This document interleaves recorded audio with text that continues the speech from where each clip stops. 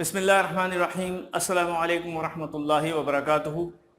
अज़ीज़ तलबा, numericals chapter number 4 के continue हैं। आज हम अपना काम शुरू करेंगे न्यूमेरिकल नंबर 4 से। आइए इब्तिदा करते हैं। मैं पढ़ रहा हूँ, आप अपने साथ पेज नंबर 69 पर आप ज़रा देखिए। 4.4 A force of 120 Newton acts on a stationary body। सिर्फ एक इस सेंटेंस को अगर आप गौर करें तो इसमें दो बातें कही जा रही हैं। Force applied, stationary body. Stationary body उसको कहते हैं जो बॉडी रुकी हुई हो, मोशन में ना हो, और जो बॉडी रुकी हुई होती है उसकी इनिशियल वेलोसिटी 0 होती है। A force of 120 Newton acts on a stationary body for 4 seconds। 4 second के लिए उसके ऊपर फोर्स अप्लाई की गई स्टेशनरी बॉडी पर, and the body acquires a velocity of 36 metre पर सेकेंड। तो उसने बॉडी ने 36 मीटर पर सेकेंड की वेलोसिटी एक्वायर कर ली। To get means acquire. 36 metre पर सेकेंड इसकी फाइनल वेलोसिटी हो जाएगी। जाहिर है कि इनिशियल वेलोसिटी 0 है, फाइनल वेलोसिटी 36 मीटर पर second. Calculate the mass of the body, उस बॉडी का मास कितना है। So we develop the data first of this question and you can see that the force is 120 Newton, the force applied. This is a very usual method we have discussed before this class. Time is 4 seconds, time taken. Initial velocity vi is 0 metre पर second. अच्छा, 0 के साथ भी metre पर second का unit आप जरूर लिखा करें। Vf equals to 36 मीटर पर second and the mass is required. आप देख रहे हैं सारा का सारा डेटा ऐसा यूनिट में, देयर इज नो प्रॉब्लम। मास निकालना है, F equals to ma। F is equal to ma में मास आता है। जब भी फोर्स अप्लाई होती है तो F is equal to ma का फॉर्मूला हम यहां पर लगा रहे हैं इस चैप्टर में। तो मास फाइंड आउट करने के लिए भी हमारे पास क्या होता है, F इक्वल्स टू ma।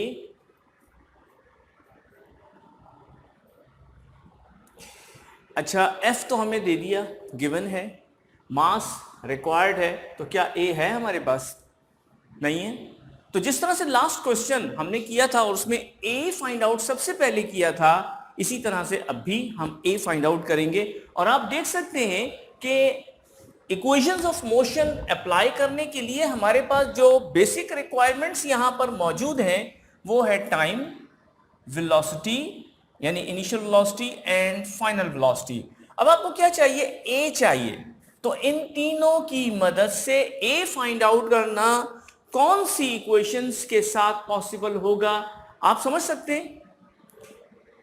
यानी इसका मतलब यह हुआ कि आप यहां पर पहले तो चूज करेंगे कि कौन सी तीनों इक्वेशंस में से, थर्ड चैप्टर में जो 3 इक्वेशंस ऑफ मोशंस हमने पढ़ी थी, उन्हीं में से फर्स्ट, सेकंड, थर्ड में से कोई एक अप्लाई हो जाएगी। मुझे कहीं तसव्वुर में आवाज आ रही है कि आप मुझे ये बता रहे हैं कि फर्स्ट इक्वेशन लगेगी। That's very nice. According to first equation of motion,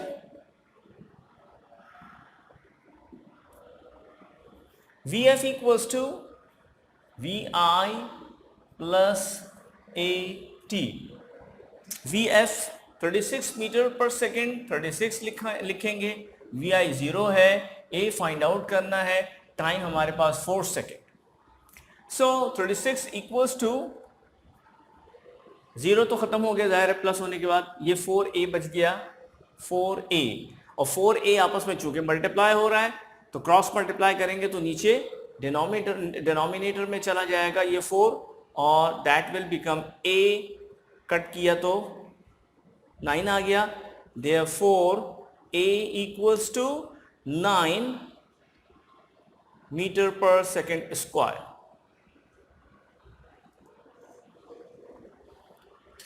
this is an arbitrary result.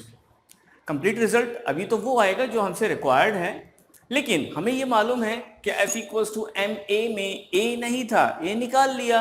अब उसके बाद क्या मुझे आगे मजीद करने की जरूरत है? मेरा ख्याल है कि अब आप F is equal to m a formula लगाइए, इसका रिजल्ट निकालिए, और चूंकि हमारे पास फाइनल रिजल्ट एम आता है तो एम का ही आप रिजल्ट लिखेंगे। ठीक हो गया? कर लेंगे आप? ओके। अच्छा, ये जो एक क्वेश्चन हमने यहां पर आज आपको बताया, ये तो बहुत सिंपल था ना एक तरीका। कुछ बच्चे ऐसे होते हैं जो इल्म के प्यासे, इल्म की थ्रिस्ट रखते हैं और वो चाहते हैं कि उन्हें ज़्यादा से ज़्यादा इल्म हासिल हो जाए। अजीज़ तलबा, मैं आज आपको एक चीज़ और बता रहा हूँ जो मैंने अपने लेक्चर्स में नहीं बताई थी, लेकिन एक फैक्ट है। अब वो ये है कि फोर्स की एक डेफिनेशन हमारे पास होती है, फोर्स की एक डेफिनेशन हमारे पास होती है। वो फोर्स की डेफिनेशन हमने यहां लिखी है, the force is basically rate of change of momentum. ये वो रिलेशनशिप या ये वो डेफिनेशन है जो फोर्स और मोमेंटम का आपस में एक रिलेशनशिप बनाती है। तो वो कैसे होती है कि rate of change of momentum is called the force. ये मैं आपको क्यों बता रहा हूं? ये इसलिए बता रहा हूं कि ये क्वेश्चन इस डेफिनेशन के फॉर्मूले के जरिए से भी फाइंड आउट किया जा सकता है। जब ये rate of change of momentum आएगा तो रेट का मतलब तो डिवाइडेड बाय टाइम होता है, जैसे rate of change of displacement divided by time उसमें आया था वेलोसिटी में।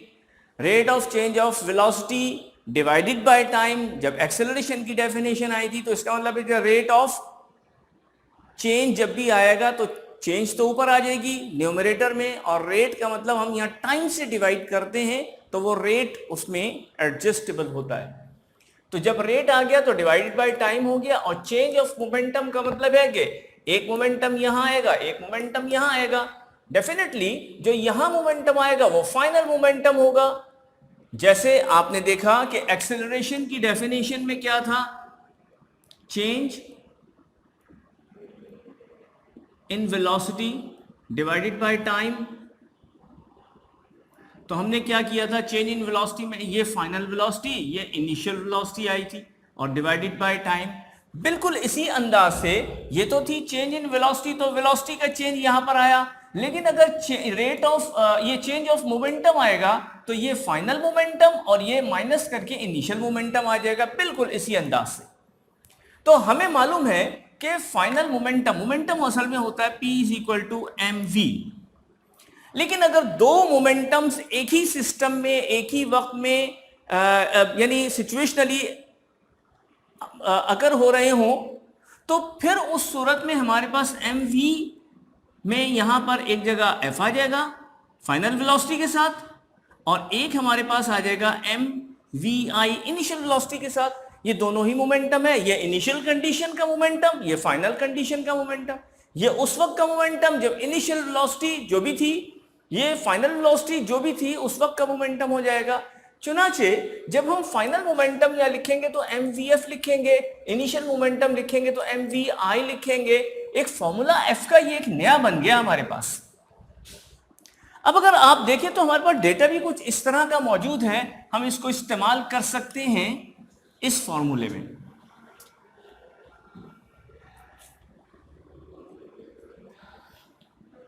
F की वैल्यू है 120 न्यूटन, M हमें मालूम करना है, Vf की वैल्यू कितनी है 36, M हमें मालूम करना है, और Vi की वैल्यू है 0, डिवाइडेड बाय टाइम हमारे पास 4 सेकंड था। ठीक है, ये हमारे पास एक वैल्यू आ रही। अच्छा, ये नई डेफिनेशन के तहत हम यहां पर अब हम m फाइंड आउट करेंगे। मजे की बात यह है कि यहां a निकालने की जरूरत ही पेश नहीं आ रही। यहां पहले आपको a भी निकालना था, उसके बाद फिर f is equal to ma लगा के आपको मास निकालना था, लेकिन यहां पर डायरेक्टली आ जाएगा। अगर मैं क्रॉस मल्टीप्लाई करूं तो ये 4 यहां जाके मल्टीप्लाई हो जाएगा, 120 multiply by 4 equals to 36m। 36 को m से मल्टीप्लाई करेंगे तो 36m आएगा, और ये m 0 से मल्टीप्लाई होकर 0 हो जाएगा। लिखने की जरूरत नहीं है, एक दफा मैं लिख रहा हूं, लेकिन बहरहाल इसके लिखने की जरूरत नहीं होती है। 120 multiply by 4 is 480 equals to 36m।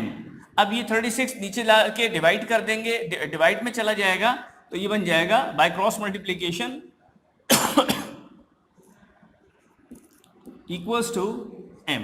ठीक है, अब जरा इसको डिवाइड करके चेक करके देखते हैं कि क्या बनता है हमारे पास। 480 divided by 36, 13.33 that is the value of m। तो हम यहां यूं लिख सकते हैं, हेंस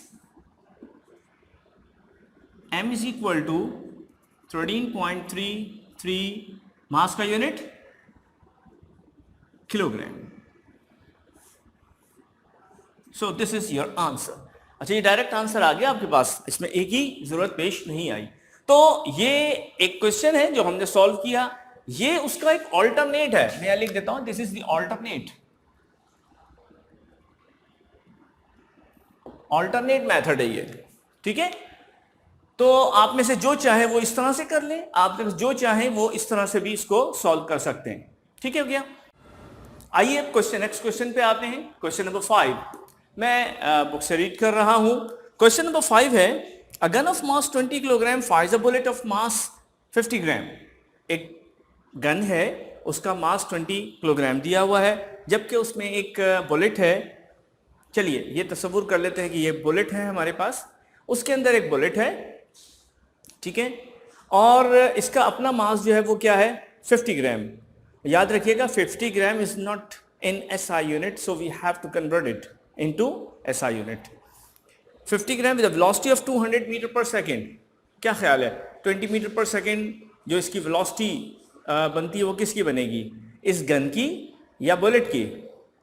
जाहिर है कि बुलेट ही यहां से निकल के जा रहा है, तो 200 मीटर पर सेकेंड वेलोसिटी इसकी बनती है, मीटर पर second. Calculate the velocity of recoil of the gun. कभी आपने महसूस किया कि कभी कोई गन ऐसे हो या पिस्टल हो, तो जब भी वो गन फायर करता है, बुलेट तो आगे चला जाता है, लेकिन एक रिकॉइल यानी एक झटका, जिसे इम्पल्स भी कहते हैं, वो पीछे की तरफ एक लगता है।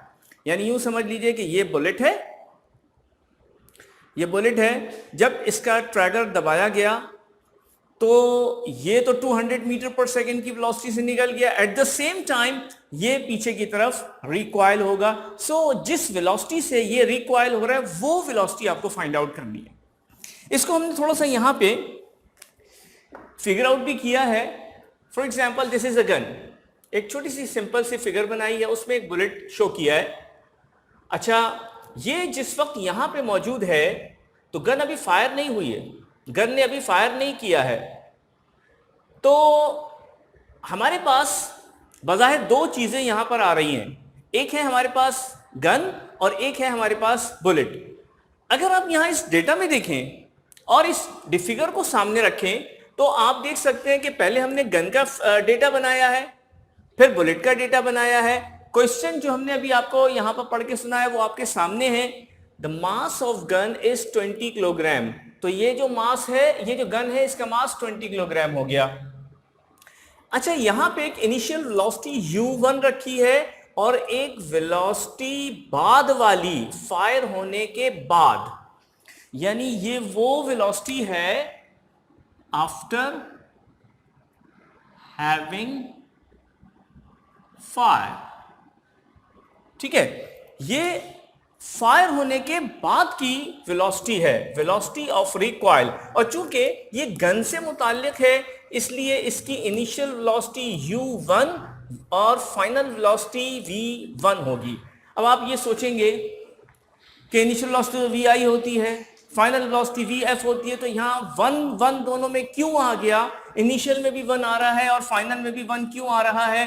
तो आपको याद होगा कि law of conservation of momentum में हमारे पास दो बॉडीज होती थी, इन दोनों बॉडीज में मास तो m1 m2 होता था, इसकी दो वेलोसिटीज होती थी, एक होती थी u1, दूसरी होती थी v1। इसकी भी दो वेलोसिटीज होती थी, एक होती थी u2 और एक होती थी v2। यानी जब एक मास की दो वेलोसिटीज होंगी तो वो v1, vi और vf नहीं कहलाई जाएगी, बल्कि क्या होगा, उसकी जो m1 है उसके सारे के सारे वेलोसिटीज के साथ वन वन ही चलेगा, एक को u1 ले लेंगे, एक को v1 ले लेंगे। चुनाचे इसी तरह दूसरा भी है m2। ये बुलेट है, बुलेट m2 है, हमारे पास मास 50 ग्राम, इसको कन्वर्ट कर दिया, क्योंकि ग्राम हमारे पास ऐसा यूनिट नहीं है, इसको कन्वर्ट कर दिया 1000 से डिवाइड करके, तो 0.05 किलोग्राम ये SI यूनिट में कन्वर्ट हो गया। एक बात हो गई। u2 इनिशियल वेलोसिटी है जो कि 0 है, इसकी भी इनिशियल वेलोसिटी 0 है, इसकी भी इनिशियल वेलोसिटी 0 है। ये वो कंडीशन है जब बुलेट गन के अंदर पड़ा हुआ है और अभी फायर नहीं हुआ, उस वक्त इसकी इनिशियल वेलोसिटी गन की भी 0 है जो कि स्टेशनरी है, रुकी हुई है, बुलेट की भी इनिशियल वेलोसिटी 0 है, वो भी रुकी हुई है स्टेशनरी पोजीशन में। अच्छा, अब उसके बाद क्या हुआ, प्रोसेस हुआ, फायर हुआ। फायर होने के बाद यहां से ये बुलेट निकला और अब यहां बुलेट फायर हुआ तो इसकी जो वेलोसिटी है वो v2 है, जो क्वेश्चन में गिवन है 200 मीटर पर सेकेंड। यानी इसका मतलब ये हुआ कि ये जो u2 हमारे पास बुलेट की वेलोसिटी थी 0 से बढ़ के कहां पहुंच गई, 200 मीटर पर सेकेंड पे पहुंच गई। इसी तरीके से ये गन है, गन की इनिशियल वेलोसिटी 0 थी, 0 मीटर पर सेकेंड। अब इसका ये गन जो है ये फायर होने के फौरन बाद ही रिकॉइल होगा। जब ये रिकॉइल होगा तो इसकी एक और वेलोसिटी सामने आ जाएगी, जिसे मैंने कहा कि पीछे की तरफ एक झटका लगता है, वो v1 है, वही हमें मालूम करना है। चुनाचे अब ये पूरा का पूरा डेटा हमारे पास आ गया। मैं एक दफा फिर इसको पढ़ रहा हूं। गन, इसको नंबर 1 दिया है, बुलेट को नंबर 2 दिया है, इसीलिए इसके साथ 1 1 1 चल रहा है, बुलेट के साथ 2 2 और 2 चल रहा है। चुनाचे गन हमारे पास मास ऑफ गन है m1 20 किलोग्राम, गन की इनिशियल वेलोसिटी 0 है, फाइनल वेलोसिटी रिकॉइल की यानी जब फायर हो गया वो हमें फाइंड आउट करनी है। अब बुलेट पर आते हैं तो बुलेट का मास 50 ग्राम है, इसको कन्वर्ट कर दिया, इसकी इनिशियल वेलोसिटी 0 है जब ये फायर नहीं हुआ था, before fire, and this is after fire, और v2 है हमारे पास 200 मीटर पर सेकेंड जब ये फायर हो गया। अब चूंकि ये वो केस है जिसमें हम law of conservation of momentum को इस्तेमाल करते हैं, इसलिए अब हम इसको सॉल्यूशन के बाद सबसे पहला काम तो ये करेंगे कि according to law of conservation of momentum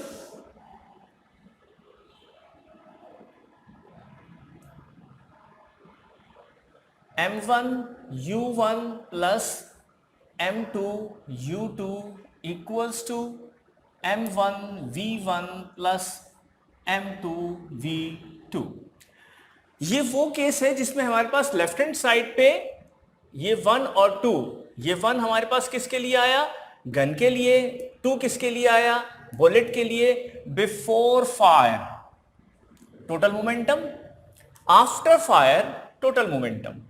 ठीक है, तो ये दोनों क्या होंगे, आपस में इक्वल का साइन लगा हुआ है तो ये दोनों इक्वल होंगे। अब सवाल ये पैदा होता है कि क्या ये आइसोलेटेड सिस्टम में हो रहा है, तो हमने एज्यूम कर लिया है कि ये आइसोलेटेड सिस्टम में ही हो रहा है। हालांकि आइसोलेटेड सिस्टम तो नहीं है, ओपन एयर है, सब चीजें हैं, लेकिन इसके बावजूद आइडियली हमने इसको आइसोलेटेड सिस्टम में ही कंसीडर किया है। अच्छा, अब हम यहां पे वैल्यूज पुट कर रहे हैं, m1 की जगह 20,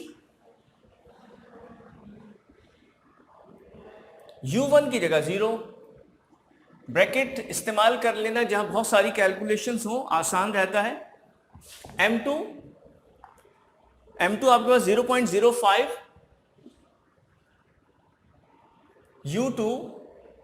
u2 आपके पास कितना है, 0 है, m1 फिर वही आ गया 20,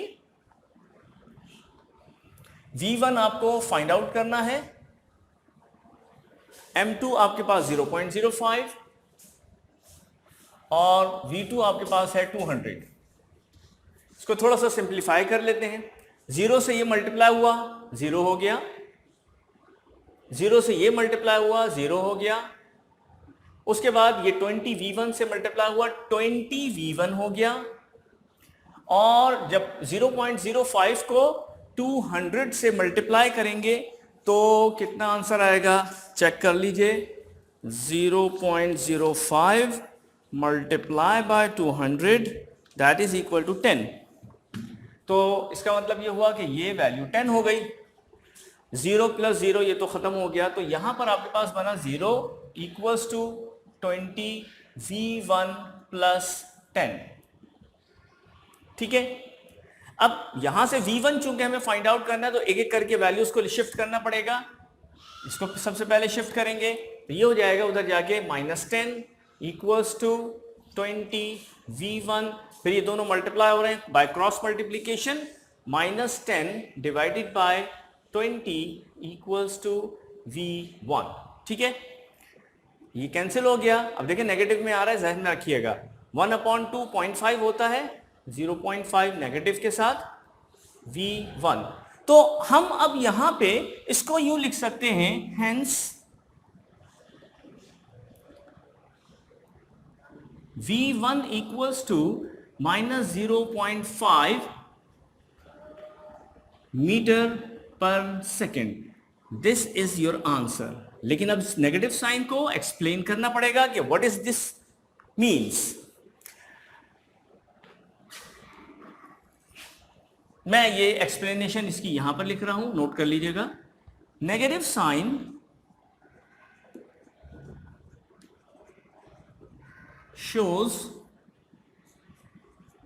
the opposite direction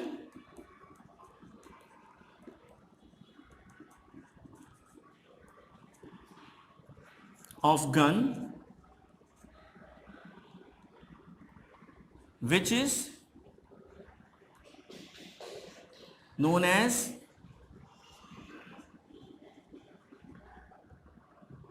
velocity of recoil। ठीक है, ये स्टेटमेंट जो है ये बहुत इंपॉर्टेंट है, इसको अच्छी तरीके से जहन में रखिए, इसलिए कि यहां पर ये रिकॉइल का वर्ड आपने अब तक नहीं सुना था, अब आपने इसको सुन लिया, अब आपने इसको पहचान भी लिया, समझ भी लिया, तो इसको लिखना जरूरी है। इसलिए कि आज आपने कर लिया, नहीं लिखा, 6 महीने बाद जब आप इसको देखेंगे तो ये जहन में नहीं आएगा कि इसको नेगेटिव को कैसे एक्सप्लेन करें। ठीक हो गया। तो ये जो न्यूमेरिकल है ये अपनी नौयत का वाहिद न्यूमेरिकल था, जो इससे पहले आपने पिछले चैप्टर्स में भी नहीं किया, और इस चैप्टर में ये फर्स्ट न्यूमेरिकल आपके पास आया। अभी ये चैप्टर कंटिन्यू है, इसके न्यूमेरिकल्स अभी बाकी हैं, इंशाल्लाह फिर हाजिर होंगे। उस वक्त तक के लिए इजाजत दीजिए। अल्लाह हाफिज, अस्सलाम वालेकुम वरहमतुल्लाहि वबरकातुहू।